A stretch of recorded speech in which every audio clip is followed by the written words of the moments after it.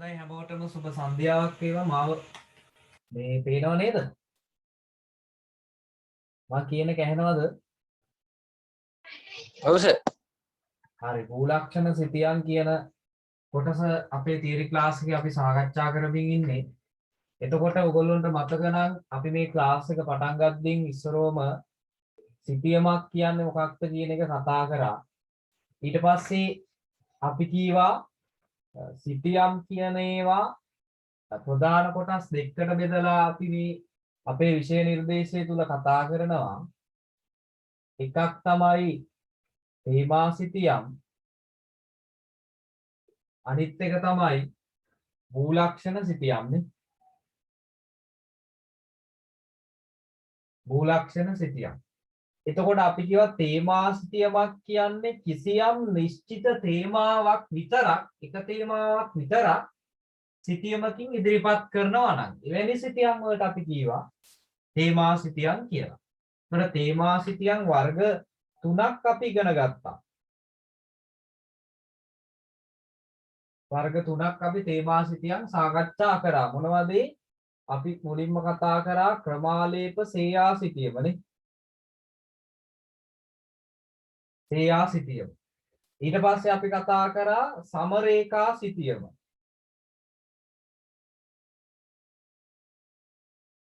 සමරේඛා සිතියම. ඊට පස්සේ අපි කතා කරේ තිත් සිතියම. තිත් සිතියම. එතකොට එහෙනම් අපි ඉගෙන ගන්න සිලබස් එකේ ඇතුලේ කතා කරන එක සිතියම් වර්ගයක් තමයි තේමා සිතියම. එතකොට සිතියම කියන්නේ මොකක්ද කියලාත් අපි ඉගෙන ගත්තනේ. අපි කීවා සිතියමක් කියන්නේ පෘථිවි තලයේ දක්නට ලැබෙන විවිධ රටාවන්. එතකොට විශේෂයෙන්ම අන්නේ පෘථිවි තලයේ දක්නට ලැබෙන භෞතික වේවා සංස්කෘතික වේවා මේ ලක්ෂණ පැතලි තලයකට ගන්න සටහනක් චිත්‍රයක් තමයි සිතියමක් කියලා කියන්නේ. ඒතර අපි ඒකට නිර්වචනාත්මකව ඒ ගැන කතා කරා. ඒතර ඒක මූලික වශයෙන් මතක තියෙන්න ඕනේ. දැන් අපි තේමා සිතියම් කියන කොටස මේ වෙද්දී සාකච්ඡා කරලා තියෙන්නේ වෙන වෙනම. ඉතින් අපේ මේ තියරි ක්ලාස් එකේ අද තියෙන පැයේ වෙලාවේ මේ අපි සාකච්ඡා කරන්නේ මෙන්න මේ කොටස ගැන. ඒතර එතනින් අපි ආවා භූලක්ෂණ සිතියමටත් නේ. භූලක්ෂණ සිතියමටත් ආවනේ අපි. භූලක්ෂණ සිතියම් වලටත් ආවා. එතකොට අපි කීවා ඔයගොල්ලන්ට මතක නම් භූලක්ෂණ සිතියමක් කියලා කියන්නේ භූමියේ ලක්ෂණ නිරූපණය කරන සිතියක්. භූලක්ෂණ සිතියක්. එතකොට භූමියේ ලක්ෂණ කියලා ගත්තාම අපි කියවා කොටස් දෙකකට බෙදෙනවා කියලා. භෞතිකව නිර්මාණය වෙච්ච ලක්ෂණ ඒ වගේම මිනිස්සු හදපු සංස්කෘතික ලක්ෂණ. සංස්කෘතික ලක්ෂණ, භෞතික ලක්ෂණ, සංස්කෘතික ලක්ෂණ. එතකොට භෞතික ලක්ෂණ අපි කියවා ප්‍රධාන වශයෙන් 4ක් තියෙනවා කියලා නේ. මොනවද මේ 4? දැන් මේ කියන්නේ භූලක්ෂණ සිතිය. ඒ කියන්නේ මෙට්‍රික් සිතිය. එකක් තමයි භූ විෂමතාවය. භූ විෂමතාවය. අනිත් එක තමයි ජල වහනය. ජල වහනය. අනිත් එක තමයි ස්වභාවික වෘක්ෂලතා. ස්වභාවික වෘක්ෂලතා. අනිත් එක තමයි මොකක්ද? විරල බඩ භූලක්ෂණ. ඒතර ඔන්න ඔය 4 තමයි ගිය සතියේ මම කීවේ. මූලික වශයෙන් ඔය 4 පැහැදිලි කරේ නෑ. අපි මේකේ ලක්ෂණ ටිකනේ කතා කරමින් ගියේ. ඊට පස්සේ සංස්කෘතික පැත්තට අපි කීවා ජනාවාස, ගොඩනැගිලි, පරිපාලන මායිම්, මාර්ග ජාල, මෙන්න මේ මිනිසා නිර්මාණය කරපු දේවල් තමයි සංස්කෘතික භූදර්ශනයේ නැත්තම් සංස්කෘතික පැත්තට එන්නේ. එහෙනම් අපි කියවා භූලක්ෂණ සිතියමක් කියන්නේ දිශාව, පරිමාණය සහ පිහිටීම කියන සිතියම් මූලිකාංග භාවිතා කරලා මෙන්න මේ පෘථුවියේ තියෙන භෞතික ලක්ෂණ, සංස්කෘතික ලක්ෂණ එකම සිතියමක නිරූපණය කරන සිතියක්. එකම සිතියමක නිරූපණය කරන සිතියමකට අපි කියවා භූ ලක්ෂණ සිතියමක් කියලා. එකම සිතියමේ තමයි නිරූපණය කරන්නේ. මොනවද? භෞතික ලක්ෂණ, සංස්කෘතික ලක්ෂණ. භෞතික ලක්ෂණ දැන් මම අර කියපු තුන ඔයාලට මතක තියෙන්න ඕන. සංස්කෘතික ලක්ෂණ කීපයක් තියෙනවා ගණනාවක්. ඉතින් ඔය ටික තමයි අපේ මෙට්‍රික් සිතියමේ අපිට තියෙන්නේ. භූ ලක්ෂණ සිතියමක තියෙන්නේ.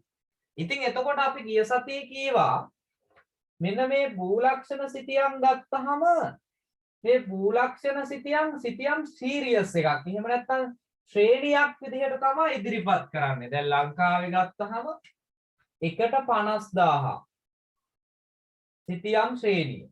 ඊට කලින් තිබුණු 1/63360 සිතියම් ශ්‍රේණිය. වර්තමානයේ තියෙන 1/10000 සිතියම්. ඊට පස්සේ ඇමරික එක්සත් ජනපදයේ 1/24000 සිතියම් ශ්‍රේණි. කියන්නේ යම් කිසි ශ්‍රේණියක් විදිහට තමයි ඉදිරිපත් වෙන්නේ මේ සිතියම්. ඒතර ඒක එක ලක්ෂණයක් නේ. ඒකත් එක ලක්ෂණයක්. එතකොට මම දැන් මේ නෝට් එක ෂෙයා කරන්නම්. අපි නෝට් එකේ අපි කතා කරමින් හිටපු තැන අපි ගත්තාම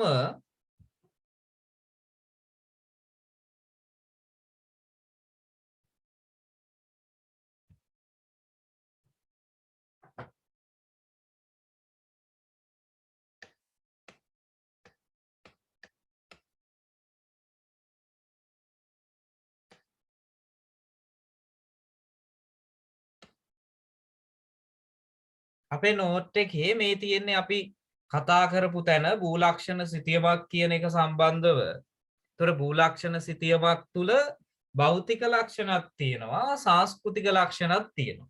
මේ දෙකම එකම සිතියමක නිරූපණය කරනවා නම් අපි කියනවා ඒකට භූ ලක්ෂණ සිතියමක් කියලා. ඒතර අපි ගිය සතියේ කිව්වා මෙන්න මේ භූ ලක්ෂණ සිතියමක ප්‍රධාන ලක්ෂණ. ඒතර එකක් තමයි ඔය සිතියම් ශ්‍රේණියක් විදිහට ඉදිරිපත් කරන්නේ නේ. දැන් ඔය මම පැහැදිලි කර 1/24000 පරිමාණය ඇමරික එක්සත් ජනපදයේ. ඒකට 50000 පරිමාණයෙන් ඉදිරිපත් කරනවා. ඊට පස්සේ 1/10000 පරිමාණෙත් තියෙනවා. දැන් ලංකාවේ ගත්තහම මේ තියෙන ලංකාවේ සර්වර් ඩිපාර්ට්මන්ට් එක බිනින්දෝරු දෙපාර්තමේන්තුව තමයි මේ භූ ලක්ෂණ සිතියම් හෙවත් මෙට්‍රික් සිතියම් නිර්මාණය කරන්නේ. ඒතර ඔයගොල්ලෝ මතක තියාගන්න මුලින්ම ලංකාවේ නිර්මාණය කරපු සිතියම් ශ්‍රේණිය තමයි අඟලේ සිතියම කියලා අපි කියන්නේ. 1/63360 පරිමාණ නිර්මාණය කරපු ශ්‍රී ලංකා අඟලේ සිතියම. පස්සේ තමයි 1/50000 පරිමාණයට නිර්මාණය කරන්නේ මෙට්‍රික් සිතියම්. ඊට පස්සේ 1/10000 පරිමාණයට ආය සිතියම් නිර්මාණය වෙනවා. 1/10000 පරිමාණයට. ඒක වර්තමානයේ එම සිතියම් තියෙන. ඒතර ඒක මූලික වශයෙන් මතක තියෙන්න ඕන. සිතියම් ශ්‍රේණිය කතන්දරය සහ ලංකාවේ නිර්මාණය වෙලා තියෙන සිතියම් ශ්‍රේණි. එතකොට විශේෂයෙන්ම මෙතන පැහැදිලි කරනවා ශ්‍රේෂ්ඨයට ගොස් ලබා ගන්නා ලද මිනුම් මැසුරින් තමයි සිතියම් නිර්මාණය කරන්නේ. ඒ කියන්නේ දැන් අපි GIS තාක්ෂණයේදී අපි කතා කරන දුරස්ථ සංවේදය RS remote sensing කියලා. ඒතර එතනදී ශ්‍රේෂ්ඨයට යමක් නෑ. ඒකට පාවිච්චි කරන්නේ චන්ද්‍රිකානේ. චන්ද්‍රිකා තාක්ෂණය, ගුවන් ඡායාරූප. ඒතර මෙන්න මේ දේවල්. නමුත් මෙන්න මේ මුල් කාලීනව භූ ලක්ෂණ සිතියම් නිර්මාණය කිරීමේදී අනිවාර්යයෙන්ම ශ්‍රේෂ්ඨයට ගිහිල්ලා, ඒ කියන්නේ මැප් එක අඳින ප්‍රදේශයට ගිහිල්ලා තමයි මේ ප්‍රදේශයේ භූමියේ තියෙන භෞතික ලක්ෂණ ටික ඊට පස්සේ මේ සංස්කෘතික ලක්ෂණ ටික අධ්‍යයනය කරලා තමයි ඒවා මිනුම්ගත කරලා සිතියම් නිර්මාණය කළේ. එතකොට දැන් වර්තමානයේ තියෙන භූ ලක්ෂණ සිතියම් ගත්තාම ඒවා අප්ඩේට් නැහැ. හොඳේ. අප්ඩේට් නැහැ. අවසානෙට නිර්මාණය කරපු කාලවකවානුවට අදාළ භූමි ලක්ෂණ තමයි ඒ වගේ තියෙන්නේ. ඒතර ඒක එක්තරා ගැටලුවක්. භූ ලක්ෂණ සිතියම් අධ්‍යයනය කිරීමේදී. එතකොට එහෙනම් මුල් කාලීනව මේ සිතියම් නිර්මාණය කළේ ශේෂ්ත්‍රයට ගිහිල්ලා ඒ අදාළ මිනුම් ගත කිරීම හරහා. ඒතර වර්තමානයේ ශ්‍රී ලංකාවේ 1/50000 සිතියම් නිර්මාණය කිරීමේදී ඔය මම කියපු තාක්ෂණික ක්‍රම පාවිච්චි වෙනවා. ගුවන් ඡායාරූපකරණය, චන්ද්‍රිකා තාක්ෂණය වගේ තාක්ෂණය භාවිතා වෙනවා. ඒතර අඟලේ සිතියම් නිර්මාණය කිරීමට තමයි ගොඩක් වෙලාවට අපි කියන්නේ බිහි වැඩ ශාස්ත්‍රීය අධ්‍යයන. අදාළ ශාස්ත්‍රයට ගිහිල්ලා මිනුම් ගත කරනවා මයින්නවා. අන්න එහෙම තමයි මුල් කාලීන ඔය අඟලේ සිතියම් නිර්මාණය කළේ. වර්තමානයේ මේ චන්ද්‍රිකා තාක්ෂණීය සහ ගුවන් ඡායාරූප උපකරණයත් එක්ක ඒක ඒ මට්ටමින් තව වර්ධිත අවස්ථාවකටපත් වෙලා තියෙනවා. ඒකත් මතක තියාගන්න. ඊට පස්සේ භූමිය මත පවත්නා බොහොමයක් සංසිද්ධීන් සිතියම මත ඇඳ දක්වා ඇති බවින් සංසිද්ධීන් අතර පවත්නා සම්බන්ධතා නැතහොත් ශාස්ත්‍රීය අන්තර් සම්බන්ධ. ඒ කියන්නේ දැන් අපි ගත්තොත් අපේ දැන් ප්‍රශ්නෙනිත් අහන්නේ භූ විෂමතාවය සහ ජල වහනය අතර තියෙන අන්තර් සම්බන්ධතාවය. භූ විෂමතාවය සහ භූමි පරිභෝගය අතර තියෙන අන්තර් සම්බන්ධතාවය. අන්න ඒ වගේ ඒ දේවල් අතර තියෙන සම්බන්ධතාවය මනාව අධ්‍යයනය කරන්න පුළුවන් මේ භූලක්ෂණ සිතියම් මගින්. අපි බලපුවාම දැන් අපිට දෙන මෙට්‍රික් සිතියමෙත් අන්නේ විශ්ලේෂණ හැකියාව තමයි අපිට ලියන්න ඉන්නේ නේ. අපිට එනවා අපිට දීලා තියෙන ඒ සිතියමේ එක්සෑම් එකට කිසියම් ප්‍රදේශයක් කාර්තුවක් හෝ ඒවා නැත්තම් මේ ඒ අදාළ කොටසක අපිට කියනවා භූ විෂමතාවය සහ ජල වහනය නැත්තම් භූ විෂමතාවය සහ භූමි පරිභෝගය නැත්තම් භූ විෂමතාවය සහ ජනාවාස ව්‍යාප්තිය මෙන්න මේවා වගාවන මෙන්න මේවා කොහොමද මේවා එකිනෙකට සම්බන්ධ වෙලා තියෙන්නේ ඒ අන්තර් සම්බන්ධතාවය ඇනලයිස් කරන්න විශ්ලේෂණය කරලා දෙන්න. ඒතර අන්න ඒක හොඳට මේ භූලක්ෂණ සිතියමකින් අපිට නිරූපණය කරන්න පුළුවන්. අපිට අධ්‍යයනය කරන්න පුළුවන්. ඒතර ඒක එක්තරා විදිහකට වාසියක් ප්‍රයෝජනයක් විදිහට ගන්නත් පුළුවන්. දැන් ඒ නිසා තමයි භූලක්ෂණ සිතියම් වල ප්‍රයෝජන කියන එක යටතේ මේක පැහැදිලි කරලා තියෙන්නේ. භූමියේ යම් ස්ථානයක දැන් ඔන්න එක්සෑම් එකේ සමහර තැන්වල ඉන්න පුළුවන් මෙන්න මේ කාරණා. භූලක්ෂණ සිතියම් වල ප්‍රයෝජන. භූමියේ යම් ස්ථානයක নিরপেক্ষ හා සාපේක්ෂ පිහිටීම හඳුනා ගැනීමට හැකියවීම. හඳුනා ගැනීමට හැකියවීම මොකක්ද කියන්නේ? මොකක්ද කියන්නේ? අපි ගත්තොතින් එහෙම විශේෂයෙන්ම සිතියමක කියන්නේ ඕනම සිතියමක පිහිටීම් දෙකක් තියෙනවා. ඒ කියන්නේ ඕනම දෙයකට අදාළව. ඕනම දෙයකට අදාළ සිතියමක පිහිටීම් දෙකක් දැක ගන්න පුළුවන්. ඒක මූලික වශයෙන් මතක තියාගන්න. එතකොට දැන් භූලක්ෂණ සිතියමක් තුලින් මේ පිහිටීම් දෙකම අපිට පෙන්වන්න පුළුවන්. මොනවද මේ පිහිටීම් දෙක? එකක් තමයි নিরপেক্ষ. নিরপেক্ষ පිහිටීම. අනිත් එක තමයි සාපේක්ෂ පිහිටීම. එතකොට දැන් নিরপেক্ষ කියලා කියන්නේ මොකක්ද? নিরপেক্ষ කියන්නේ අක්ෂාංශ සහ දේශාංශගත පිහිටීම. දේශාංශ.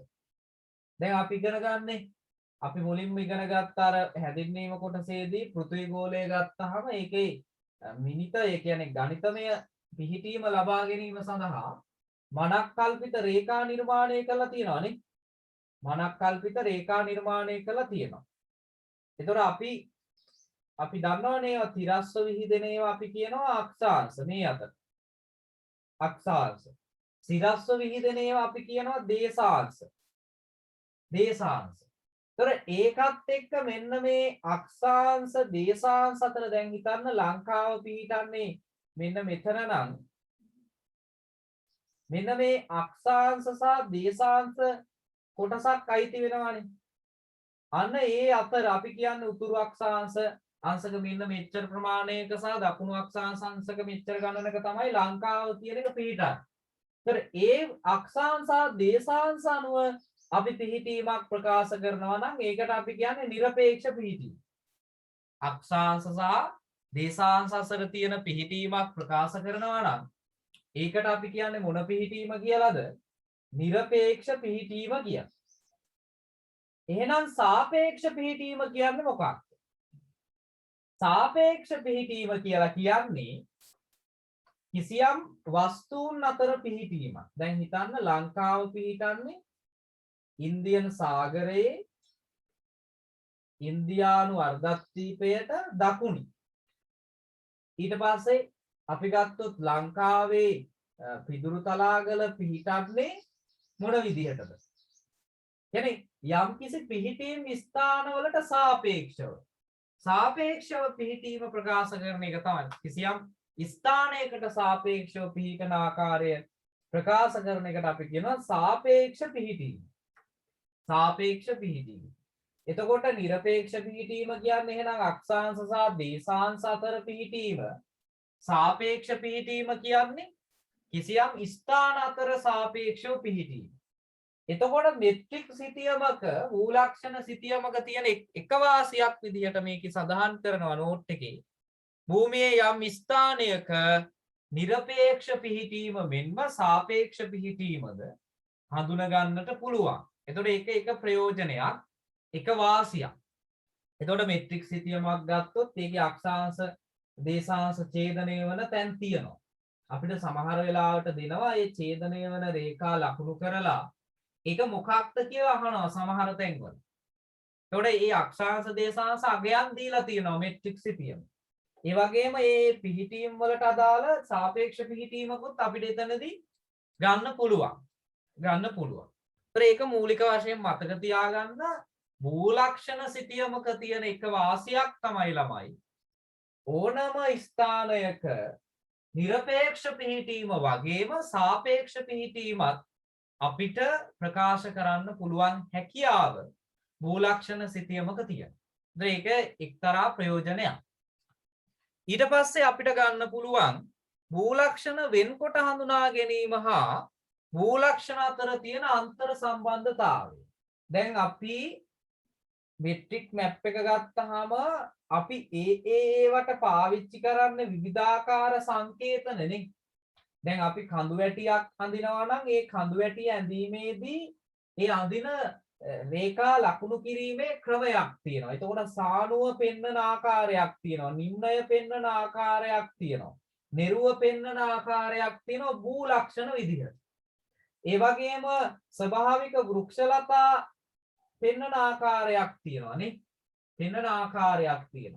ඒ වගේම මැප් එකක් ගත්තාම ඒකේ ජනාවාස පෙන්වන සම්මත සංකේත වර්ණ පාවිච්චි කරනවා. ඊට පස්සේ ඒ වගේ භෞතික ලක්ෂණත් අර අපි කියන සංස්කෘතික ලක්ෂණත් පැහැදිලිව හඳුනා ගන්න පුළුවන්. මේක හවල් ලක්ෂණය කියලා. මේක මෙන්න මේ ලක්ෂණය, මේක ජල වහන රටාවක් තමයි මෙතන ගලන්නේ. ඒතර මෙන්න මෙතන තියෙන්නේ කඳු වැටියක්, මේක උස මෙච්චර මෙන්න ප්‍රමාණය තියෙනවා. ඒතර බෑවුම් ප්‍රදේශයක් මේ හරියේ තියෙන්නේ, මේ හරියේ කුඹුරු තියෙන්නේ, මේ හරියේ ගෙවතු වගා තියෙනවා, මේ හරියේ මේ මාර්ග පද්ධතිය තියෙනවා.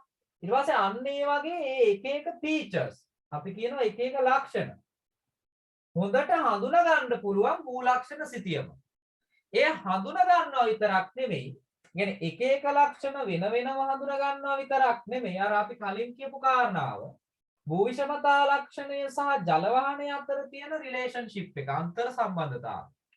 ඒ වගේම ජල වහනය සහ ප්‍රදේශයේ වගාව භූමි පරිභෝගය අතර තියෙන අන්තර් සම්බන්ධතාව.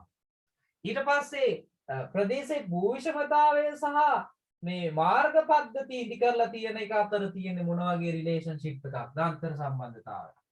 ඒතර අන්නේ එක එක දේවල් අතර තියෙන අන්තර් සම්බන්ධතාවය මනාව අඳුර ගැනීමේ විශ්ලේෂණය කිරීමේ හැකියාව මූලක්ෂණ සිතියමක් තුල තියෙනවා. ඒතර දෙවනි වාසිය තමයි, එහෙනම් දෙවනි ප්‍රයෝජනයක තමයි මූලක්ෂණ සිතියමකින් පුළුවන් භූමියේ තියෙන ඒ ලක්ෂණ වෙන වෙනම පැහැදිලිව වෙන් කරලා අඳුර ගන්න. ඒ වගේම ඒ ලක්ෂණයන් අතර තියෙන අන්තර් සම්බන්ධතාවය පැහැදිලිව විශ්ලේෂණාත්මකව හඳුනා ගැනීමේ හැකියාව තියෙනවා මූලක්ෂණ සිතියම. ඒතර අපි ප්‍රයෝජන දෙකක් කීවා. එකක් තමයි මොකක්ද? අපි කීවා මූලක්ෂණ සිතියමක් ගත්තාම මූලක්ෂණ සිතියමකදී කිසියම් ප්‍රදේශයකට අදාළ පිහිටීම, නිරපේක්ෂ පිහිටීම වගේම සාපේක්ෂ පිහිටීමක් දෙන්න පුළුවන්. දෙකම දෙන්න පුළුවන් එකම සිතියම. අනිත් එක තමයි මේ ඒ ෆීචර්ස් ලක්ෂණ වෙන වෙනම හඳුනා ගන්නත් පුළුවන්. ඒව අතර තියෙන අන්තර් සම්බන්ධතාවය දෙන්නත් පුළුවන්. දැන් අපි වෙනම ගත්තොත් මෙතන කියනවා ප්‍රදේශයක පවතින ජලවහන රටා හා භූ විෂමතාවය අතර සම්බන්ධතාවය පිළිබඳ අවබෝධයක් ගන්න පුළුවන්. දැන් අන්න ඒවා තමයි අපේ පේපරේ අහන්නේ. අපිට කියනවා දෙන ලද ප්‍රදේශයේ මෙන්න මේ කාර්තුවේ සිටිය මෙන්න මේ කොටසේ මේ භූ විෂමතාවය සහ ජලවහන රටාව අතර මොන වගේ රිලේෂන්ෂිප් එකක් තියනවද? මොන වගේ සම්බන්ධතාවයක් තියනවද? ඒක විශ්ලේෂණාත්මකව ඉදිරිපත් කරන්න. ඒක පැහැදිලි කරන්න. අන්න ඒ වගේ අදහසක් ගන්න පුළුවන්. භූලක්ෂණ සිතියමකින් එහෙනම් එකක් තමයි ජලවහනය සහ භූ විෂමතාවය අතර තියෙන අන්තර් සම්බන්ධතාවය. අපි දන්නවා භූමියේ තියෙන ස්වභාවය අනිවාර්යයෙන්ම බලපානවා ජලය ගලාගෙන යන්න. ජලවහන. එතකොට උස් තැනක ඉඳන් තමයි සාමාන්‍යයෙන් පහත් ප්‍රදේශයකට ජලවහන රටා නිර්මාණය වෙන්නේ. එතකොට තීරයක් නින්න ආයතගාමී නින්න ඔස්සේ හැදෙන ජලවහන රටා වෙනස් වෙනවා. ඒතර භූ විෂමතාවය නිසා තමයි ඇත්තටම ප්‍රධාන අරීය ඊට පස්සේ වලයාකාර ජාලාකාර ශාකීය කියලා ජලවහන රටාවන් 4ක් නිර්මාණය වෙලා තියෙනවා. ඒවා අපි වෙන වෙනම කතා කරනවා රූප සටහන් එක්ක. එතකොට අන්න භූ විෂමතාවය සහ ජලවහනය අතර තියෙන අන්තර් සම්බන්ධතාවය පැහැදිලිව අවබෝධ කරගැනීමේ හැකියාව සතුයි භූලක්ෂණ සිතියමක් අධ්‍යයනය කිරීම තුල. ඒකත් මේන්ලි අපිට වැදගත් වන ඉතාමත් හොඳ ප්‍රයෝජනයක්. අනිත් එක භෞතික ලක්ෂණත් මානව ක්‍රියාකාරකමත් මානව කටයුතු අතර තියෙන අන්තර් සම්බන්ධතාවයත් අවබෝධ කරන්න පුළුවන්. දැන් අපි ඉගෙන ගන්නෙම භූගෝල විද්‍යාවේ මිනිසා සහ පරිසරය අතර තියෙන අන්තර් සම්බන්ධතාවය. ඒතර ඒකේ ප්‍රතිඵලයක් විදිහට තමයි මානව පරිසරය හැදෙන්නේ. දැන් එතකොට භූලක්ෂණ සිතියමක අපි ඒක ඉගෙන ගන්නවා. දැන් බැලුවොත් එහෙම මේ මැද තියෙන සමහර මේ සිතියමක මැද තියෙනවා කඳු කරේ හරි කඳු වැටි. සංකීර්ණ කඳු වැටියක් තියෙනවා. එතකොට මෙතන තියෙනවා ප්‍රධාන නගරයක් මෙතනක් තියෙනවා නගරයක්. එතකොට මෙතන ඉඳලා මෙතෙන් අහස් තුර කෙටි වුණාට අපිට මාර්ගය ඉදි කරන්න බෑ. මේ හරහා කන්ද අහු වෙනවා.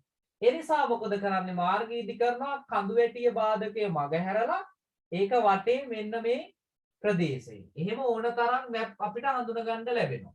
එතකොට ඒ පේන්නේ භූ විෂමතාවයේ සහ මානව ඉදිකිරීම නැත්නම් මානව කටයුතු වල තියෙන අන්තර් සම්බන්ධතාවය. එතකොට එහෙනම් මාර්ග ජාලයක් ඉදිකිරීමේදී ඊට අමතරව අපි ගත්තොත් එහෙම දැන් වගාවන් වෙනස් වෙනවා. කඳුකර උස් කඳු ප්‍රදේශවල තේ වැවෙනවා. නමුත් වෙරළවඩ ප්‍රදේශවලට යද්දී පොල් වගාව බවට පත් වෙනවා. අතරමැදි ප්‍රදේශයේ උස තියෙන තැන්වල මොනවද වවන්නේ? රබර් වගේ වගාවක් තියෙනවා. ඉතින් අන්න ඒවා භූලක්ෂණ සිතියමෙන් පැහැදිලිව අපිට පේනවා. අධ්‍යයනය කරද්දී භූලක්ෂණ සිතියමකින් පැහැදිලිව ඒවා අපිට හඳුනා ගැනීමේ හැකියාව තියෙනවා. ඉතින් අන්නේ අඳුර ගැනීමේ හැකියාව තමයි අපෙන් පරීක්ෂා කරලා බලන්නේ. අපිට දෙන පේපර් එකෙන් මේ ළමයාට කොච්චර මේ අපි කියන කාරණාව අඳුරගෙන ඒක මෙන්න මෙහෙමයි කියලා විස්තර කරලා ලියන්න පුළුවන්. අන්න අහනවා අදාළ කාර්තුවේ නැත්තම් අර්ධ කොටසේ නැත්තම් මේ මෙන්න මේ ප්‍රදේශයේ මොකක්ද මේ භූ විෂමතාවය සහ ජලවහනය නැත්තම් මාර්ග පද්ධති ඉදිකිරීමේදී ප්‍රදේශයේ භූ විෂමතාවය මොන වගේ බලපෑමක් සිදු කරලා තියෙනවද විස්තර කරා. ඉතින් අන්න ඒවා තමයි අපෙන් අහන්නේ. ඒතකොට එහෙනම් ඒක එක ප්‍රයෝජනයක්. මොකක්ද ප්‍රයෝජනය? ප්‍රයෝජනය භෞතික කටයුතු නැත්තම් භෞතික පරිසරය නැත්තම් භෞතික ලක්ෂණ සහ මානව කටයුතු අතර තියෙන අන්තර් සම්බන්ධතාවය පැහැදිලිව හඳුනා ගැනීමේ හැකියාව සතුයි මෙන්න මේ භූලක්ෂණ සිතියමක් අධ්‍යයනය කිරීම මගින්. ඒ නිසා තමයි මෙතන කියන්නේ මොකද්ද කියන්නේ භෞතික ලක්ෂණ සහ මානව ක්‍රියාකාරකම් අතර තියෙන අන්තර් සම්බන්ධතාවය අවබෝධ කරගන්න පුළුවන් කියන කතන්දර. ඒතර ඔන්න තවත් ප්‍රයෝජනයක්. හොඳද? මේ වෙලාවෙම ඔක මතක තියාගන්න. ඊට පස්සේ තව එකක් කියනවා පරිපාලන මායිම් පැහැදිලිව වෙන්කර හඳුනා ගන්නට පුළුවන්. අන්න ඔයා දන්නවා නම් සිතියම් සූචකයේ පරිපාලන මායිම් එකිනෙකට වෙනස් විදිහට දීලා තියෙනවානේ. ඒතර සමහර ඒ වගේ ධන ලකුණු තියෙනවා, ධන ඩොට් තියෙනවා, ධන ඍණ තියෙනවා, ඍණ මාර්ක් එක විතරක් තියෙනවා, ඍණ ඩොට් තියෙනවා, ඩොට් තියෙනවා. එතකොට මෙන්න මේ පරිපාලන මායිම් වෙන වෙනම. හැබැයි මේකේ අහවල් පරිපාලන මායිම කියලා මැප් එකේ ලියලා නැහැ. අපි මේ සංකේතය අඳුර ගන්න ඕනේ. සංකේතය දැනන් ඉන්න ඕනේ. පරිපාලන මායිම් ගත්තාම දිස්ත්‍රික් මායිම නිරූපණය කරන්නේ මෙන්න මේ සංකේතය. ඊට පස්සේ පළාත් මායිම නිරූපණය කරන්නේ මෙන්න මේ සංකේතය. ඊට පස්සේ ප්‍රාදේශීය ලේකම් කොට්ටාසේ නැත්නම් උපදිසාපති කොට්ටාස නිරූපණය කරන්නේ මෙන්න මේ සංකේත වලින්. ග්‍රාම නිලධාරී වසමක් පෙන්වන්නේ මෙන්න මේ සංකේතයෙන්. දොර අන්නේ සංකේත සූචකය කියවීමේ හැකියාව. ඒවා මතක තියාගන්න වෙනවා. එතකොට එහෙමනම් අන්නේ එක එක වෙන වෙනම මේ පරිපාලන මායිම් වෙන් කරලා හඳුන ගැනීම. ඒ කියන්නේ මෙන්න මේ සීමාව පළාතක්, මෙන්න මේ සීමාව මේ දිස්ත්‍රික්කයක්, මෙන්න මේ සීමාව මෙන්න මේ ග්‍රාම නිලධාරී වසම කියලා වෙනම හඳුන ගන්න පුළුවන් පැහැදිලිව මොකකින්ද? භූලක්ෂණ සිතියමක් මගින්. භූලක්ෂණ සිතියමකින් අන්නේ කර්තව්‍ය පැහැදිලිව හඳුන ගැනීමේ හැකියාව තියෙනවා. හරි? ඒකට ඔන්න තවත් ප්‍රයෝජනයක්. ඊට පස්සේ අපි ගත්තොත් එහෙම තව එකක් මෙතන පැහැදිලි කරනවා. සංවර්ධන කටයුතු වලදී සිතියම්. මේ සිතියම් ඇත්තටම සංවර්ධන ව්‍යාපෘති ප්‍රොජෙක්ට් කරද්දී ඇත්ත වශයෙන්ම වැදගත් වෙනවා. දැන් හිතන්න දැන් මධ්‍යම අධිවේගී මාර්ගය මේ දවස්වල ඉදි කරනවානේ. කුරුණෑගල සිට කොහෙද මීරිගම දක්වා කොටස ඉදි කරලා තියෙන්නේ මම දන්න විදිහට. එතකොට මෙන්න මේ වගේ හයිවේස් ඉදි කරන්න සංවර්ධන ව්‍යාපෘති. ඊට පස්සේ වරායක් හදනවා නම් නැත්තම් මොකක්ද මේ ගුවන් තොටුපළක පිහිටීම ගන්න. ඒතර අදාළ මේ ප්‍රොජෙක්ට් එක අදාළ ගොඩනැගිල්ල අදාළ දැන් මොරගහකන්ද ජලාශය ඉදි කළා. ඒතර ඒ වගේ ලොකු ඩෑම් ජලාශයන් ඉදි කිරීමේදී අදාළ පිහිටීම කොතනද හරියටම ගැලපෙන්නේ. ඒතර භූ විෂමතාවය අනුව මෙන්න මේ ප්‍රොජෙක්ට් එක කොතනටද හරියටම යූස් වෙන්නේ, භාවිතා කරන්න පුළුවන් වෙන්නේ කියන එක ගැන පැහැදිලි අර්ථ විවරණයක් කරගන්න පුළුවන්. පැහැදිලි අර්ථ විවරණයක් කරගන්න පුළුවන් මෙන්න මේ භූලක්ෂණ සිතියම් අධ්‍යයනය කිරීම මගින්. ඒතර ඒකත් සංවර්ධන ව්‍යාපෘති සඳහා තියෙන එක්තරා ප්‍රයෝජනයක්. හොඳද? ඊට පස්සේ අපි ගත්තොත් එහෙම තව මම වෙනම ප්‍රයෝජන කියලා ගොඩක් දීලා තියෙනවා ඔයාලගේ ටියුට් එකේ. ඒක හම්බුනේ නැති අය ඉන්නවනම් මට මැසේජ් එකක් දාන්න, ඒක දාන්නම්. එතකොට විවිධ විද්‍යාඥයින්, පරිශේෂකින්, පාසල් දරුවන්, එතකොට දැන් ගුරුවරුන් අපිත් මේක ගැන ඉගෙන ගන්න. විවිධ විද්‍යාඥයින්, භූගෝල විද්‍යාඥයින්, මිනින්දෝරුවන්, විවිධ පරිශේෂකින් මේවා පාවිච්චි කරනවා. ඒතර වර්තමානයේ නම් ගොඩක් GPS, GIS, RS කියන තාක්ෂණයන් එක්ක මේවා ගොඩාක් යූස් වෙනවා. ඒතර ඒවා තමයි ගොඩක් කියන්නේ වර්තමානයේ විශ්ලේෂණවල. ඒ නිසා මේ වගේ කාරණාවලට ලොකු මේ විවිධ තරාතිරම් වලට මේ භූලක්ෂණ සිතියම් පාවිච්චි කරනවා. ප්‍රයෝජනෙ ගන්න එයාලගේ ශාස්ත්‍රීය වැඩවලට. ඉංජිනේරුවන්, ඊට පස්සේ ව්‍යාපෘති අධ්‍යක්ෂකවරුන්, ඊට පස්සේ විවිධ මේ කාර්මික ශිල්පීන්, විද්‍යාඥයන් මේ සියලු දෙනා මේ භූලක්ෂණ සිතියම් ප්‍රයෝජනෙට ගන්නවා. ඒතර කිසියම් ප්‍රදේශයක සමස්ත අවබෝධයක් ගන්න පුළුවන්. දැන් අපි කියවනේ භූ විෂමතාවය මානව කටයුතු අතර තියෙන අන්තර් සම්බන්ධතා අධ්‍යයනය කරන්න පුළුවන්. ඒ ෆීචර්ස් වෙන වෙනම අරගෙන අපිට අධ්‍යයනය කරන්න පුළුවන්. ඒ විතරක් නෙමෙයි ළමයි. අපිට පුළුවන් සමස්තය ගැන අදහසකට එන්න. මෙන්න මේ ප්‍රදේශය කඳුකර ප්‍රදේශයක්ද? මෙන්න මේ ප්‍රදේශය තැනිතලා ප්‍රදේශයක්ද? මෙන්න මේ ප්‍රදේශය වෙරළබඩ ප්‍රදේශයක්ද? මෙන්න මේ ප්‍රදේශයේ මොන වගේ වගාවක්ද ව්‍යාප්ත වෙන්නේ? මොන වගේ මිනිස්සුද ඉන්නේ? මොන වගේ ආර්ථික ක්‍රමයක්ද තියෙන්නේ? මේ ප්‍රදේශයේ දීවර කර්මාන්තය තියනවාද? මේ ප්‍රදේශයේ විරල බඩ ලක්ෂණද තියෙන්නේ? මේ ප්‍රදේශයේ පාසල් ව්‍යාප්තිය කොහොමද? ජනාවාසකරණය කොහොමද? තර මොන වගේ ගම්මානද තියෙන්නේ? මොන වගේ ජනාවාස රටාද තියෙන්නේ? එතකොට මෙන්න මේ වගේ සමස්තය ගැන ප්‍රදේශයේ සම්බන්ධව හොඳ පොදු අදහසකට එන්නට හැකියාව තියනවා ළමයි. භූලක්ෂණ සිතියමක් අධ්‍යයනය කිරීම මගින්. භූලක්ෂණ සිතියමක් අධ්‍යයනය කිරීම වගේ. එතකොට මෙතනත් ආයේ කියනවා අර සම්බන්ධතාවය භූලක්ෂණ අතර තියෙන රිලේෂන්ෂිප් එක. දැන් අර කලින් කියපු එකම තමයි ජල වහනයේ භූ විෂමතාවය, ඊට පස්සේ භූමි පරිභෝගය, භූ විෂමතාවය, මේවා අතර තියෙන අන්තර් සම්බන්ධතාවය පැහැදිලිව හඳුන ගැනීමේ හැකියාව භූ ලක්ෂණ සිතියමක් සතුව තියෙනවා. ඉතින් එතන ඒ කාරණාව තමයි තවත් මෙතන පැහැදිලි වෙන්නේ. දැන් සංස්කෘතික ලක්ෂණ ගත්තාම ජනාවාස මාර්ග ජාල දැන් අපි ඉගෙන ගන්නවා ජනාවාස පාඩමේ. ඒතර මාර්ග දිගේ හදපු ජනාවාස තියෙන. ඒවා පැහැදිලිව අපිට පේනවා භූ ලක්ෂණ සිතියමක් අධ්‍යයනය කිරීමේදී. මන්සන්ධි වල හදපු ජනාවාස තියෙනවා. නේද? ඊට පස්සේ වැවක් තියෙනවා නම් වැව වටේ සමහර වෙලාවට ජනාවාස තියෙනවා. ඒතර විරල බඩ කලාපයක් නම් විරල බඩ තීරුව ඔස්සේ සමහර ජනාවාස තියෙනවා. ඒතර මෙන්න මේ වගේ ලක්ෂණ ජනාවාස රටාවක් හඳුන ගන්නත් පුළුවන් භූ ලක්ෂණ සිතියමක් වගේ. භූ ලක්ෂණ සිතියමක් වගේ. හොඳේ. ඊට පස්සේ සැලසුම් සහ සංවර්ධන ව්‍යාපෘති අර කතාවම භූමියේ කිසියම් ස්ථානයක নিরপেক্ষ සාපේක්ෂ පිහිටීම. ඔය ටික එතකොට අපිට දැන් පොදුවේ ගන්න මම කීවා හොඳට අහන්න. හොඳට අහන්න ළමයි. අපේ ඊටාමත්ම වැදගත් කොටසක් තමයි භූ ලක්ෂණ සිතියම්. මොකද අපි එක්සෑම් එකට ලිවීමේදී අපිට මුහුණ දෙන්නට වෙන පළවෙනි ප්‍රශ්න පත්‍රයේ දෙවනි කොටසේ පළමු අනිවාර්ය වැදගත් ප්‍රශ්නය මේ භූ ලක්ෂණ සිතියමක් නැත්නම් මෙට්‍රික් සිතියමක් ඇසුරින් තමයි දෙන්නේ. දැන් අපිට දෙන්නේ 1.50000 භූ ලක්ෂණ සිතියම. ඒතර 1.50000 සිතියමට තමයි අපි කියන්නේ මෙට්‍රික් කියන නම. මෙට්‍රික් සිතියම්. ඒතර කලින් තිබ්බේ ඒකත් භූ ලක්ෂණ සිතියමක්මයි. ඒ කලින් තිබ්බේ 63360 ශ්‍රී ලංකා අංගලයේ සිතියම. ඒතර පසු කාලීනව තමයි නැවත සර්වර් ඩිපාර්ට්මන්ට් එක මිනින්දෝරු දෙපාර්තමේන්තුව ඒක අපි ඉස්සරහට කතා කරනවා. කොහොමද ඒක හැදුවේ කියන කතන්දරේ. මේ 1.50000 මැප් එක හදන්න. එතකොට ඒකේ තමයි ඒකෙන් කොටසක් තමයි අපේ එක්සෑම් එකට දෙන්නේ. ඒතර අපි මේ කතා කරපු ප්‍රයෝජනය ඔය වාට දෙන කොටසේ ඇතුලේ තියෙනවා. ඒතර ඒවා විශ්ලේෂණය කරන්න තමයි අපෙන් අහන්නේ. ඒ වගේ තියෙන ඒ ෆීචර්ස් හඳුනා ගන්න, භූ ලක්ෂණ හඳුනා ගන්න, සමෝච්ච රේඛා තුලින් ඒ ලක්ෂණ හඳුනා ගන්න, ජල වහනයේ ව්‍යාප්ත වෙන විදිහ හඳුනා ගන්න. ඊට පස්සේ මේ සංකේතවල පරිපාලන මායිම්ද, පාසල්ද, ඉදිකිරීමද මේ සියල්ල භෞතික සහ සංස්කෘතික ලක්ෂණ. ඒතර මේ දෙකක් අතර තියෙන අන්තර් සම්බන්ධතාවය. අන්න ඒවා හඳුනා ගන්න තමයි බලාපොරොත්තු වෙන්නේ. මේ භූ ලක්ෂණ සිතියම් වගේ. ඒතර එක්සෑම් එකේ දෙන ප්‍රශ්නත් ඒ වගේ. ඔයා අරන් බැලුවොත් අන්නේ.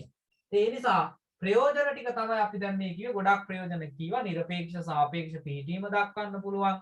සංවර්ධන ව්‍යාපෘති සඳහා විවිධ ශේෂ්ත්‍රවලදී පාවිච්චි වෙනවා.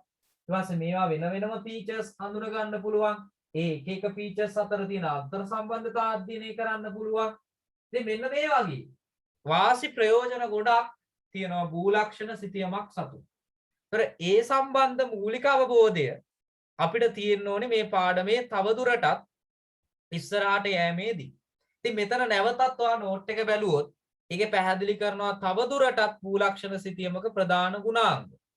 ඒතර මේ ප්‍රධාන ලක්ෂණ සහ ගුණාංග කිහිපයක් අදාළ භූ දර්ශන පරිමාණයට අනුව තමයි දක්වලා තියෙන්නේ. අන්න ඒක ඉතා වැදගත්. පරිමාණය කියන එක අංක එකේ කාරණාවක් නේ. මේකට අපි කියවා සිතියම් මූලිකාංගව. සිතියම් මූලිකාංග තියෙනවා කීයක්ද? 3ක්. ඒකේ පළවෙනි එක තමයි පරිමාණය. කිසියම් පරිමාණයකට අනුව තමයි මැප් එකක් අනිවාර්යෙන් එක සිතියමක් නම් ඒකේ පරිමාණයක් තියෙන්න ඕන. එහෙම නැත්නම් ඒක සිතියමක් වෙන්නේ ඒකට අපි කියනවා සිතුවමක්. පරිමාණය නැත්නම් ඒක සිතියමක් නෙවෙයි සිතුවමක්. චිත්‍රයක් විතරයි.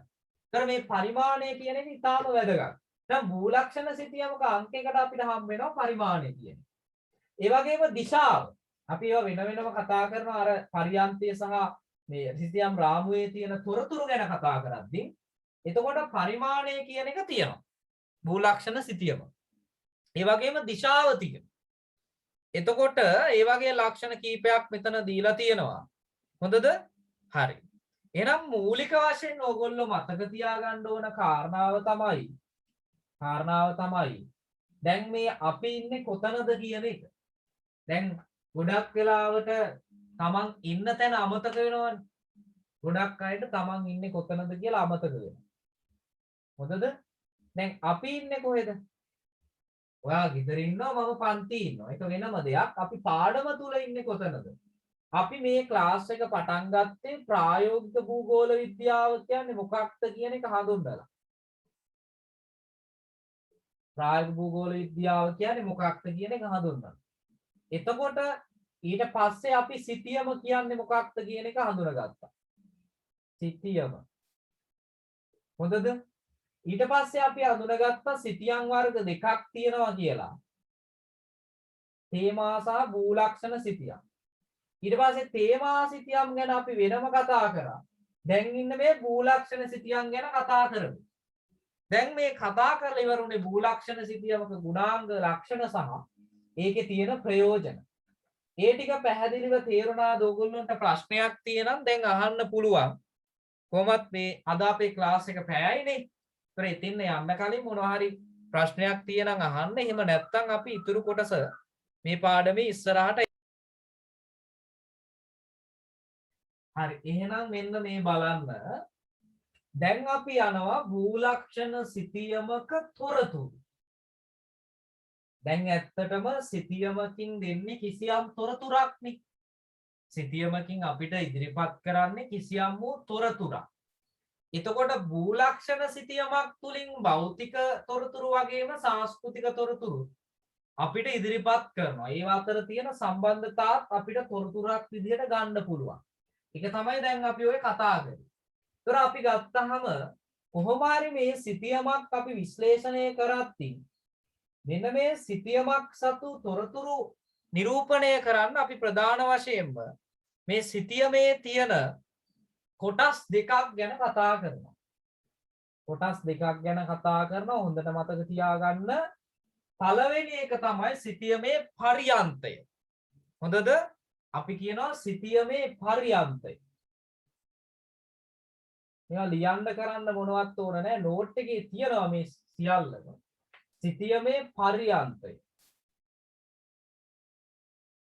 අනිත් එක තමයි සිතියම් මොකද්ද? රාමුව.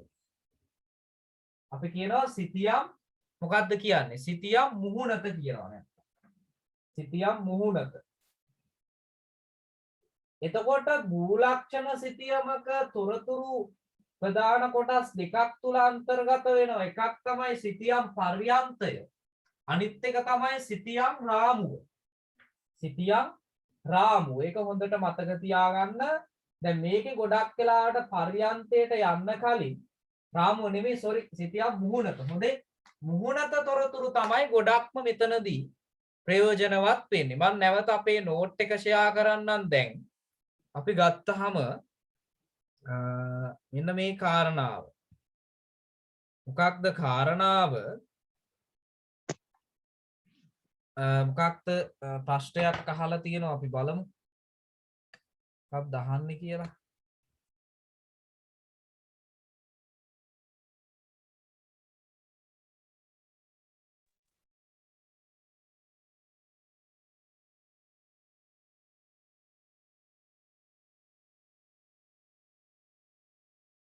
මෙන්න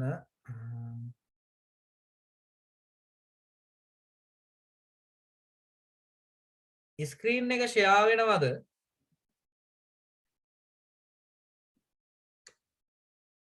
නෝට් එක ෂෙයා වෙනවා පෙන්නනවද?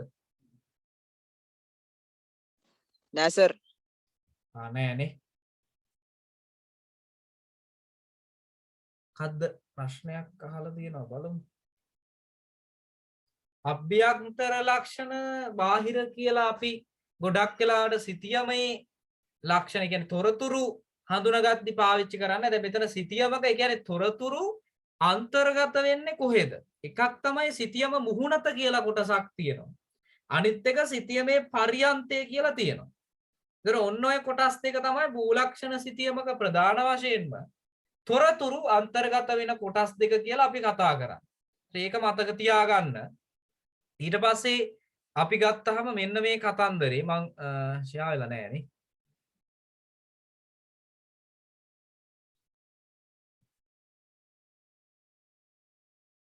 දැන් බලන්න ෂෙයා වෙනවද කියලා?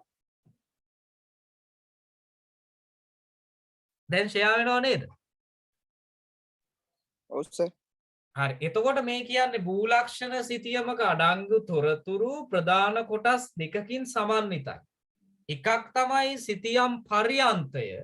අනිත් එක තමයි සිතියම් මුහුණත. හොඳද? තර මේ කියනවා සිතියම් පර්යන්තය කියන්නේ මොකක්ද? ඕනෑම භූලක්ෂණ සිතියමක මුහුණත වටා ඇති රාමුයි. මුහුණත වටේට තියෙන රාමුවේ තියෙන තොරතුරු තමයි පරියන්තය. අපි කියන්නේ පරියන්තය කෙලවර නේ. අන්නේ රාමුව වටේ මුහුණත වටේ කියන රාමුවේ කෙලවර වටේට තියෙන තොරතුරු ටිකට අපි කියනවා පරියන්ත තොරතුරු කිය. තොර සිතියමේ මුහුණත කොටසේ දැක්වෙන තොරතුරු හඳුනා ගැනීමට මෙන්ම සිතියම් පිළිබඳ පසුබිම් තොරතුරු වශයෙන් තමයි මේ පරියන්ත තොරතුරු අපිට ප්‍රයෝජනවත් වෙන්නේ. දැන් බලන්නකො මෙන්න මේ මම දීලා තියෙන මේවා එක මේ තියෙන්නේ. දැන් මේ තියෙන්නේ ඔන්න ඔය සිතියම කියලා හිතන්න. මෙන්න සිතියම. දැන් මේ තියෙන්නේ සිතියමක පරියන්ත තොරතුරු. හොඳේ. දැන් මෙන්න මේ නම් කරලා තියෙන්නේ මොනවද?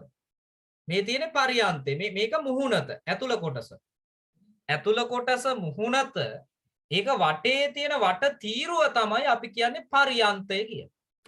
දැන් උන පරියන්තයේ තියෙනවා මේක නම්බර් කරලා තියෙනවා වෙන වෙනම. මේ තියෙන 1. මේ තියෙන 1. මෙතන ඉස්සරවම තියෙන්නේ සිතියම් පත්‍රේ නම තියෙනවා. දැන් ඔයාට දෙන එකේ තියෙනවා රත්නපුරද මොකක්ද? දැන් මේ මෙහෙම ගත්තාම මේකෙන් එක කොටසක් තමයි ඇත්තටම දෙන්නේ එක්සෑම් එකට. නමුත් ලොකු අර 92කින් එකක් කියලා ගන්න දැන් අපි 92 ඉස්සරහට කතා කරනවා. 92කට බෙදපු එකේ එක සිතියමක් කියලා ගත්තාම අන්න ඒකේ නම රත්නපුර සිතියම. මෙන්න මෙතන තියෙනවා. ඊට පස්සේ හැඳින්වීම තියෙන. හැඳින්වීම හැම වෙලේම එන්නේ ගොඩක් වෙලාවට ශ්‍රී ලංකා 1.50000 කියලා මෙන්න මේ පැත්තේ තියෙනවා මැප් එක. 1.50000. ඊට පස්සේ සිතියම් පත්‍රයේ අංක ඒ කියන්නේ අර 92කින් කීයද මේක? 92කට බෙදනවානේ සිතියම් පත්‍ර. අන්නේ 92කින් කීයද? දැන් මේක ගත්තොත් එහෙම රත්නපුර එක 74. 74 වෙනි එක. ඊට පස්සේ තියෙනවා මිනින්දෝරු දෙපාර්තමේන්තුවේ ලෝගෝ එක ලාංඡනය. හොඳේ. මේ තියෙන ශ්‍රේණිය. දැන් මේකේ දෙනවා ශ්‍රේණිය නිදසුන් ලෙස ABMP edition 1. මේවා නිකන් මතක තියාගන්න සමහර වෙලාවට MCQ වලදී ඕවා වෙනම අහලා තියෙනවා. ඒ නිසා ඔය පොයින්ට් වශයෙන් ආයෙම දීලා තියෙනවා. ඊට පස්සේ පරිමාණය තියෙනවා. පරිමාණය තියෙන්නේ නියෝජ්‍ය පරිමාණ භාගය විදිහට තියෙනවා. රේඛීය පරිමාණය විදිහට තියෙනවා. හොඳට මතක තියාගන්න මෙට්‍රික් සිතියමක පරිමාණය දක්වන්නේ නියෝජ්‍ය පරිමාණ භාගය සහ රේඛීය පරිමාණය විදිහට. ඒක අපි ඉස්සරහට කතා කරනවා වෙනවා. හොඳද? ඊට පස්සේ අදාළ ප්‍රක්ෂේපණය තියෙනවා. අර ප්‍රක්ෂේපණ ක්‍රම මතකද අපි කතා කරා මේ ප්‍රායෝගික භූගෝල විද්‍යාව හැඳින්වීම කොටසේ. ප්‍රක්ෂේපණ ක්‍රම ශිල්ප කියලා. ඒතර අපි එතනදී කිව්වා ලංකාවේ මෙන්න මේ භූලක්ෂණ සිතියම් නිර්මාණය කරන්න පාවිච්චි කරලා තියෙන ප්‍රක්ෂේපණය තමයි මේ 1.50000 සිතියම් ඇඳලා තියෙන්නේ. මෙන්න මේ ගෝලීය මර්කේට ප්‍රක්ෂේපණ ක්‍රමය. තීරියක් මර්කේට ප්‍රක්ෂේපණය. හොඳද? ඒක මතක තියාගන්න. ඕක MCQ වලත් අහලා තියෙනවා. ඒතර සමෝච්ච රේඛා අන්තරය තියෙනවා. දැන් අපිට දින මැප් එකෙත් දෙනවා සමෝච්ච රේඛා අන්තරය මීටර 20ක් ලෙස සලකන්න. ඒතර ඒක සාමාන්‍ය මේ ලොකු මැප් එක දීලා තියෙනවා. ඊට පස්සේ දිශාව දැක්වෙන සටහනක් තියෙනවා. ඒකත් අපි ඉස්සරහට කතා කරනවා. හොඳද? ඊට පස්සේ පරිපාලන බෙදීම් දැක්වෙන සටහනක් තියෙනවා. සූචකය තියෙනවා. ඇතුළු මායිම් තීරුවේ දැක්වෙන තොරතුරු. ඒතර මායිම් තීරුවේ මෙන්න මේවා වෙනම දැක්වෙනවා. හොඳද? එතකොට එහෙනම් මතක තියාගන්න මෙන්න මේ 12ට එනකන් සිතියම් මොකේ තියෙනවද? මේ තොරතුරු. මේ තියෙන නම්බර්ස් කළා මෙතන. මෙන්න 1 2 3 4 මේ ඇතුළේ මුහුණත තියෙන තොරතුරු. සහ වට මායිම් තීරුවේවත් පරියන්තයේ තියෙන තොරතුරු. ඒවා වෙනම ඔයාට මතක තියෙන්න ඕනේ. මුහුණත තියෙන මෙන්න මේවා පරියන්තයට ඇතුළත් වෙද්දී මෙන්න මේවා වෙනස් වෙනවා කියන. හොඳේ? ඒක නිසා තමයි මේ නෝට් එකේ මෙන්න මේ කාරණාව මෙහෙම දීලා තියෙන්නේ. හොඳද? හරි. භූලක්ෂණ සිතියම් වල මූලික සැලැස්ම සෑම සිතියමකම වාගේ බොහෝ දුරට සමානයි. ඉහත රූපයේ සඳහන් කර ඇති පරිදි අංක 1 සිතියම නම, අංක 3 සිතියම් අංකය, අංක 10 සිතියම් ස්ථානගත වීම හා යාබද සිතියම් දක්වන සටහන, අංක 11 පරිපාලන බෙදීම් දක්වන සටහන හා අංක 13 නිරපේක්ෂ පිහිටීම පිළිබඳ තොරතුරු හැර අනෙකුත් තොරතුරු බොහෝ විට සිතියම් ශ්‍රේණියටම පොදුයි. ඒ කියන්නේ ඔය 11 13 10 1 3 කියන ඒවා ඒ සිතියම අනුව වෙනස් වෙනවා. නමුත් අනිත් අංකිත දත්ත ටික තියෙන ඒවා ඔක්කොම සමහර වෙලාවට පොදුයි. මේ 1 50,000 සිතියන් හැම එකේම තියෙන අන්න ඒ ටික. ඔය 3 11 1 10 කියන නම්බර්ස් විතරයි 13ත් එක්ක ඒවා වෙනස් වෙනවා මැප් එකෙන් මැප් එකට. හොඳයි. එතකොට පොදුවේ එහෙත් සෑම සිතියමකම මුහුණතේ දැක්වෙන තොරතුරු සියල්ලම ඒ සිතියමට පමණක් සුවිශේෂී වේ. ඒ කියන්නේ ඒ සිතියමට අදාළයි. වෙනත් එක්ක ඒක හම්බ වෙන්නේ නැහැ. එනම් එකිනෙක සිතියමෙන් දැක්වෙන්නේ ඒ ප්‍රදේශයට අදාළ භූමියේ තොරතුරු වීමත් භූමි ස්ථාන දෙකක් කවර ආකාරයකින්වත් සමාන වෙන්නේ නැහැ ළමයා. දැන් අපි ගත්තොත් රත්නපුර මැප් එක ගත්තොත් නුවර මැප් එක එකිනෙකට වෙනස්. රත්නපුරේ තියෙන දේවල් නුවරට වඩා වෙනස්. නේ? ඒතර එකිනෙකට වෙනස් වෙනවා. සමාන වෙන්නේ නැහැ. ලෝකේ ඕනම පිහිටීම් දෙකක් ගත්තොත් ඒ පිහිටීම් දෙක එකිනෙකට වෙනස්. එකිනෙකට වෙනස්. එක සමාන නැහැ. හොඳේ? ඒක තමයි ඒ කියන්නේ. සිතියමක පරියන්තයේ දැක්වෙන තොරතුරු 1 සිට 5 දක්වා අංක යටතේ ඇතුළත් වන සිතියමේ නම, හැඳින්වීම, සිතියම් අංකය, මිනින්දෝරු දෙපාර්තමේන්තුවේ ලාංඡනය, ශ්‍රේණිය යන කරුණු සඳහා ඉහත නිදසුනේ දක්වා මම දුන්නු chart එක තමයි ඒකේ දක්වලා තියෙන්නේ. අනෙකුත් සියලුම තොරතුරු සිතියම් විවරණය යටතේ විස්තර කෙරෙන බැවින් භූලක්ෂණ සිතියමක පරියන්තයේ ඇති විශේෂිත කරුණු පමණක් මෙහිදී සාකච්ඡා කරනවා. හොඳ පරියන්තයේ තියෙන විශේෂ කරුණු අපිට මේ මෙට්‍රික් සිතියම් අධ්‍යයනයේදී නැතුවම බැරි කාරණා කිහිපයක් තමයි මෙතනදී දැන් මේ කතා කරන්න යන්නේ. හොඳේ? එහෙනම් අංක 1 පළවෙනි කාරණාව මොකක්ද? පරිමාණය. ඊටාම වැදගත් හොඳට අහගන්න. පරිමාණය. පරිමාණය. හොඳද? දැන් ඊතර දීලා තියෙන රූපේ පරියන්ත තොරතුරු වල අංක මේකේ අංක මතක තියාගන්න ඕනේ අංක කීයද තියෙන්නේ කියලා. ඒතර අංකයේ තියෙන අංකයේ යටතේ තමයි පරිමාණය තියෙන්නේ. භූලක්ෂණ සිතියමක පරිමාණය පිළිබඳව සැලකිලිමත් වීමේදී ශ්‍රී ලංකාවේ 150,000 භූලක්ෂණ සිතියම් නිර්මාණය පිළිබඳව තොරතුරු දැන ගැනීම වැදගත්. 150,000 සිතියම් නිර්මාණය කිරීමට පෙළ මේ කියන්නේ ශ්‍රී ලංකා මිනින්දෝරු දෙපාර්තමේන්තුව විසින් මුළු ශ්‍රී ලංකා භූමියම ආවරණය වන පරිදි 163,360වත් අඟල් එකට සැතපුම් එකක්. පරිමාණයෙන් අඟලයේ සිතියම් 72ක් නිර්මාණය කරලා තිබ්බා. පසුව මෙට්‍රික් ක්‍රමයට මෙම සිතියම් පද්ධතිය පරිවර්තනය කිරීමේදී 150,000 පරිමාණයට සිතියම් නිර්මාණය කිරීමේ අවශ්‍යතාවය ඇති වෙනවා. හොඳයි මේක මම කියලා ඔයාලට මේක ඇඳලා පැහැදිලි කරන්නම්. දැන් හොඳට අහන්න. ශ්‍රී ලංකාව කුඩා දූපතක් වන නිසා උතුරේ ඉඳලා දකුණට අපි ගත්තොත් දුර බලන්නේ කොහමද? පේදුරු තුඩුවේ ඉඳලා දෙවුන්දරට කිලෝමීටර් 432යි. බස්නාහිර ඉඳලා කොළඹ ඉඳලා සංගමන් කන්දට පළල 224යි. දැන් 150,000 පරිමාණයට අපි අඳින්නේ කොහොමද අඳිද්දි? අපි 150,000න් අඳිනවා නම් කිලෝමීටරයක් පෙන්වන්න අපි ගන්න ඕනේ සෙන්ටිමීටර 2ක්. ඒකනේ 150,000 පරිමාණය. කිලෝමීටර 1ක් පෙන්වන්න සෙන්ටිමීටර 2ක් ඕන. එහෙනම් සෙන්ටිමීටර 1කින් පෙන්වන්නේ කිලෝමීටර භාගයක් නේ.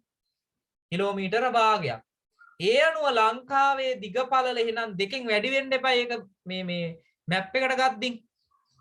මැප් එකට ගත්තින් සැබෑ භූමියේ තියෙන කිලෝමීටර් ගාන දෙකෙන් වැඩි වෙන්න ඕනේ. ඒ සෙන්ටිමීටර වලට කන්වර්ට් වෙන්න. එහෙනම් 432 දෙකෙන් වැඩි වුණාම සෙන්ටිමීටර 864ක් වෙනවා. පළල එකක් දෙකෙන් වැඩි වෙනවා 448ක් වෙනවා. හොඳද? එතකොට එච්චර ලොකු මැප් එකක් ඇඳෙනවා. දැන් සාමාන්‍යයෙන් ගත්තොත් එහෙම ලංකාවේම මෙට්‍රික් පරිමාණයට ඇඳොත් එහෙම ලොකු මැප් එක මීටර 8.64ක් සහ මීටර 4.48ක් බවට පත් වෙනවා. දැන් ඒතර ඒක පරිහරණය කරන්න අපහසුයිනේ. මීටර 8ක් 84 කියන්නේ ලොකු මැප් එකක්. ඒතර ඒ නිසා මේක ප්‍රායෝගිකව අපහසුයි පරිහරණය කරන්න. දැන් මැප් එකක් අපි යුනිවර්සිටි එකට කැම්පස් එකට යනවා නම් ඔයා මේ ඔයාට එච්චර ඕන නැහැ එක්සෑම් එකට දෙනවා නම් මෙට්‍රික් මැප් එක ඔයාට දෙනවා දොරකටත් වැඩිය පැදුරකටත් වැඩිය ලොකු මැප් එකක්. ඒතර එක්කෙනාට එක බැගින්. ඩෙස් එකක් මදි ඔයාට දෙන ප්‍රශ්නේ ලියන්න. ඒතර ඒක ප්‍රායෝගිකව භාවිතා කරන්න අපහසුයි. ඒ නිසා තමයි මේක කොටස් 92කට බෙදන්නේ. ඒතර කොටස අරන් අපිට අධ්‍යයනය කරන්න පුළුවන්. ඒතර ඒ නිසා මෙන්න මේක යම්කිසි ගණිතමය මෙතඩ් එකකට 1/50000 පරිමාණයට සිතියම් පත්‍ර කීයක් හදනවද? 92ක් හදනවා. 92ක් හදනවා. ඊටාම වැදගත් හොඳේ මේ කොටස 92ක් හදනවා. ඒතකොට එක පත්‍රයක් කිලෝමීටර් 40 25. එක පත්‍රයක් කිලෝමීටර 40 25 දිග පළල. ඒ කියන්නේ වර්ග කිලෝමීටරේ නම් අදාළ ප්‍රදේශය කොච්චරද? වර්ග කිලෝමීටර 1000ක්. 40 වරක් 25 1000යිනේ වර්ග කිලෝමීටර. ඒතර සෙන්ටිමීටර නම් මේක දෙගුණ වෙනවා. හොඳේ. කිලෝමීටර එන්නේ මේ. ඒතර සෙන්ටිමීටර එහෙනම් 80ක් සෙන්ටිමීටර 50ක්. ඒතර 80 50 වෙද්දි මෙතන වර්ග කිලෝ මේ කියන්නේ අපි අඳින මැප් එක වර්ග සෙන්ටිමීටර ප්‍රමාණය එනවා. දැන් තාම කීවට ඕක තේරුන්නේ නැහැ ඔයගොල්ලන්ට. මම මේක ආයෙ පැහැදිලි කරනවා. දැන් හොඳට අහන්න. හොඳයි. 1/50000 සිතියම් ශ්‍රේණියට අමතරව 1/50000 පරිමාණයක සිතියම් පත්‍රයක් අරගෙන ඒක කොටස් 4කට බෙදනවා ළමයි. දැන් 92ක් හැදුවානේ. ඒ 92ක් වෙච්ච එකක් අරගෙන ඒක නැවත කොටස් 4කට බෙදනවා. ඒක 1/25000 පරිමාණය. එහෙම බෙදලා ආය සිතියමක් නිර්මාණය කරනවා. ශ්‍රී ලංකාවම ආවරණය වන පරිදි මෙතෙක් නිර්මාණය කර ඒ කියන්නේ ලංකාවටම 1/25000 පරිමාණයට මැප් හදලා නැහැ. 1/50000 පරිමාණයේ සිතියම් පත්‍රයක් කොටස් 25කට බෙදා ඒ එක් කොටසක් 1/10000 පරිමාණයටද සිතියම් නිර්මාණය කර තිබේ. එහි එක් සිතියම් කොටසකින් භූමියේ වර්ග කිලෝමීටර 40ක ඔන්න MCQ ආවරණය වේ. අවශ්‍ය විටදී මෙවැනි මුද්‍රිත සහ අංකිත සිතියම් ඇනුම් කරලා ගන්න පුළුවන් සර්වර් එකකින්. හැබැයි ගෙවන්න ඕන. සල්ලි ගෙවලා ගන්න ඕන. 1/50000 පරිමාණයට අනුව මෙම කොටු දැල නිර්මාණය කර ඇති ආකාරය පිළිබඳ අවබෝධයක් ලබා ගැනීම සඳහා පහත පින්තූරය අධ්‍යයනය කරන්න. ඔන්න බලන්න ඒකේ 1/50000 මහනුවර මැප් එක දීලා තියෙනවා. බලන්නකෝ. මේ තියෙන ළමයි මේක පේනවද? මේ මැප් එක පේනවද? පේනවද? මේ බලන්නකෝ. මේ මාව ඇහෙනවද ඔයාලට? ඔව් සර් පේනවා. එතකොට ඔය තියෙන්නේ ඔය අපි කතා කරමු කොටු 92. 92ක් තමයි ඔය තියෙන්නේ. එතකොට 92 ඇතුලේ තියෙන එක මහනුවර. ඒ කියන්නේ මහනුවර සිතියම අර 92කින් කීයද? කීයද මේකේ තියෙන්නේ? 53 54 තමයි මහනුවර. ඒතර ඒකත් ඕගොල්ලෝ බැලුවොත් වෙන්න මෙතන මේ තියෙන්නේ. මෙතන පෙන්නලා තියෙන්නේ. ඒතර මෙන්න මේ මහනුවර මැප් එක ගත්තාම මේකේ කිලෝමීටර 25ක් මේ පැත්තට යනවා කිලෝමීටර 40ක් මෙහෙට යනවා. ඒතර ඒ 25 වරක් 40 තමයි වර්ග කිලෝමීටර් 1000ක කොටසක් පෙන්නනවා ඒක 92 එක මැප් එකකින්. කියන්නේ මේ 54 මේ මැප් එකකින්. හොඳද? දැන් ඊට පස්සේ ඒකත් මෙන්න මෙහෙම කොටස් වලට බෙදනවා. මේ තියෙන බෙදලා මහනුවර මැප් එක මේ පැත්තට 25 පහේ කෑල්ලකට බෙදනවා මේ පැත්ත 8 කෑල්ලකට බෙදනවා. ඒතර 8 වරක් 5 වර්ග මේ කිලෝමීටර 40ක කොටසක් ගන්න. මේ 21 කියන්නේ අන්න ඒ කෑල්ලක්. කියන්නේ මෙතන මෙන්න මේ මාක් කරලා තියෙන 21 එක කෑල්ලක් තමයි මේක. ඒක තමයි මෙතන මේ කියලා තිබ්බේ. නැවත මේක කියලා බලන්නකෝ. 1/50000 සිතියම් ශ්‍රේණියට අමතරව 1/50000 පරිමාණයේ එක් සිතියම් පත්‍රයක් කොටස් 4කට බෙදා අර 92ක් විදිහට බෙදපු ඒ වගේ එක පත්‍රයක් කොටස් 4කට බෙදපුවාම ඒ එක කෑල්ලක ප්‍රමාණය එනවා 1/25000. එතකොට ළමයි අර ලොකු වෙනවා ඊට වඩා.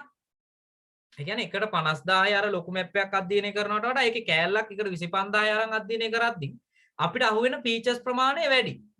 ඒ නිසා තමයි හැම වෙලේම මතක තියාගන්න පරිමාණය කුඩා වෙන්න මැප් එක ලොකු වෙනවා. පරිමාණය වැඩි නම් මැප් එක කුඩා වෙනවා.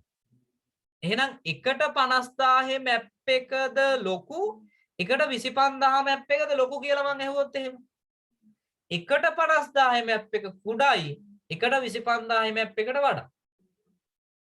හොඳද? ඒතර එකට 50000 එක පත්‍රයක් අරගෙන 92 එක කෑල්ලක් අරගෙන අපි ගත්තේ 54 මහනුවර. ඒතර ඒක කොටස් 4කට බෙදපුවාම එකක් එක 25000. එකට 25000. ඒ කියන්නේ දැන් මෙතන 4කට බෙදලා නැහැ.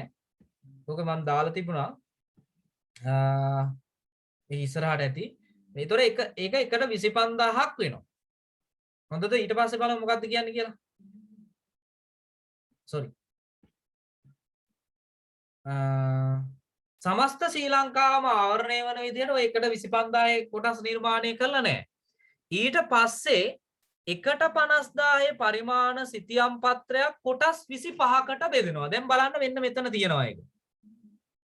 මේ තියෙන්නේ 25කට බෙදලා මෙහෙට 5යි 1 2 3 4 5යි 1 2 3 4 5යි. අන්න 25කට බෙදෙනවා. මෙන්න මේ ගත්තු මැප් එක මෙහෙම 25කට බෙදෙනවා.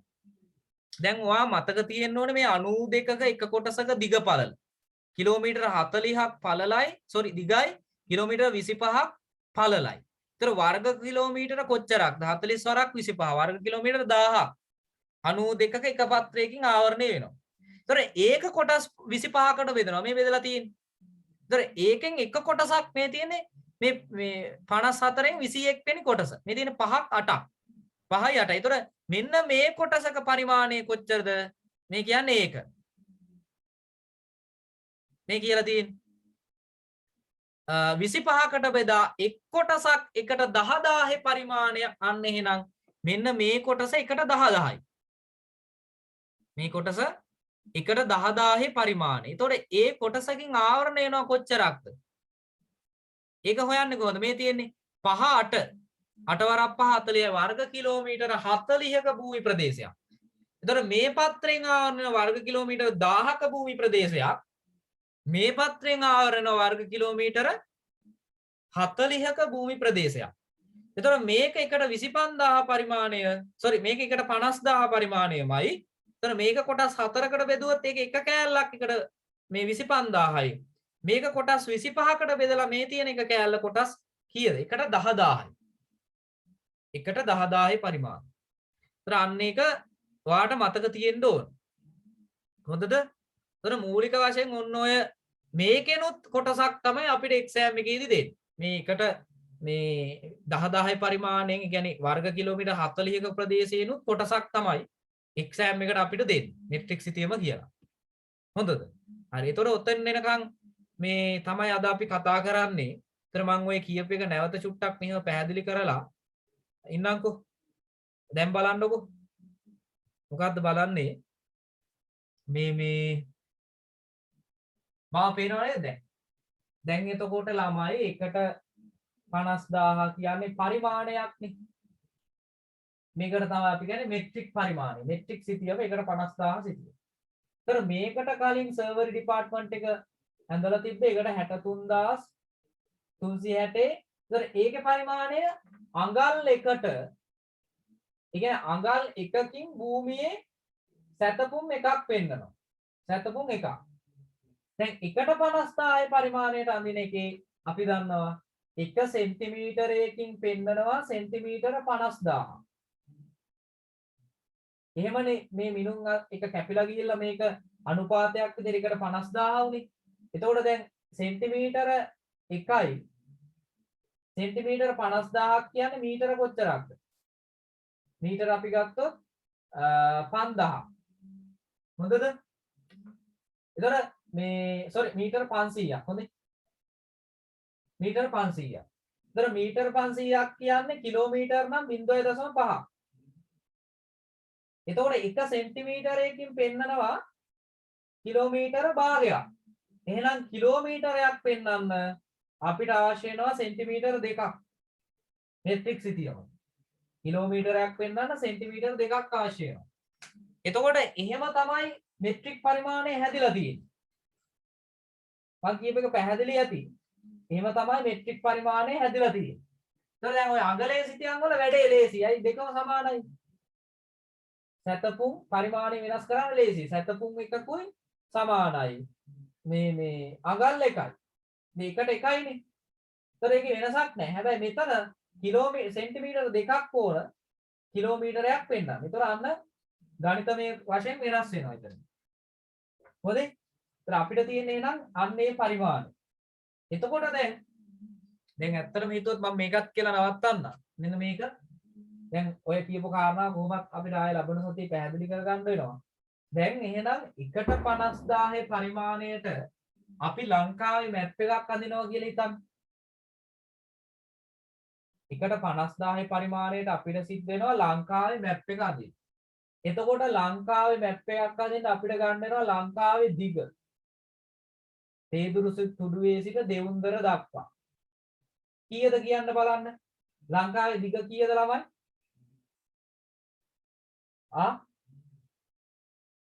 දිග කීයද? කීයක් වෙනවද?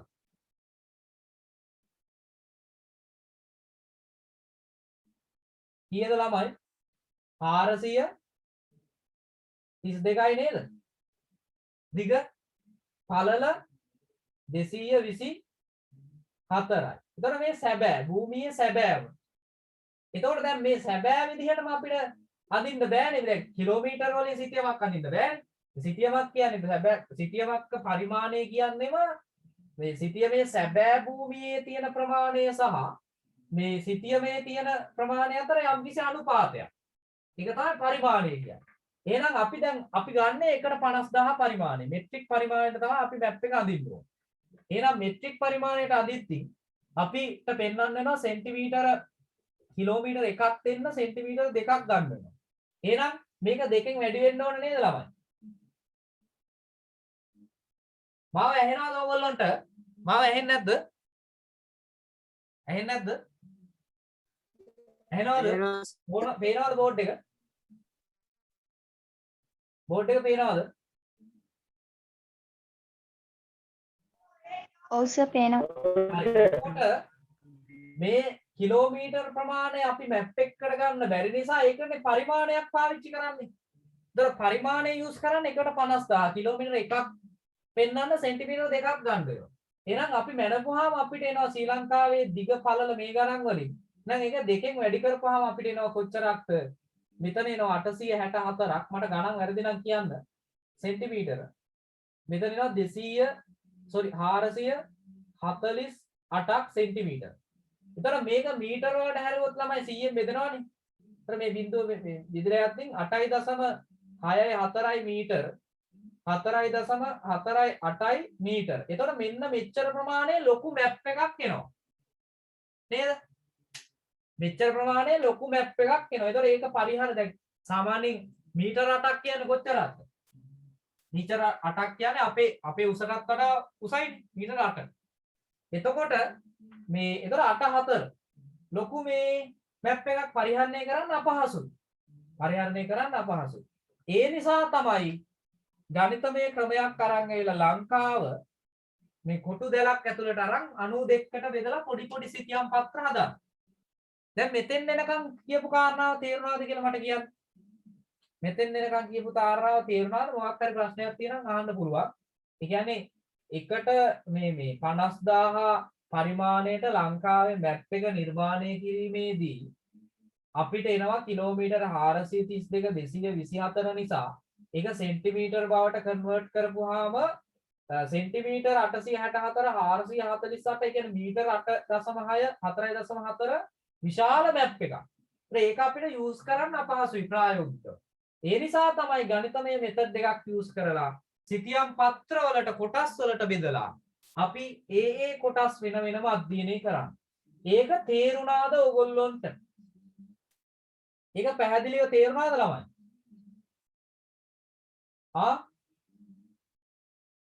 ඔන්න ඕක ගැන පැහැදිලි අවබෝධයක් තිබුණොත් අපිට මේ පාඩම ඉස්සරහට යන්න පුළුවන්. මේ එහෙම නැත්තම් පොඩ්ඩක් අපිට නැවත ප්‍රශ්නයක් එනවා. ඒ නිසා මට කියන්න මේ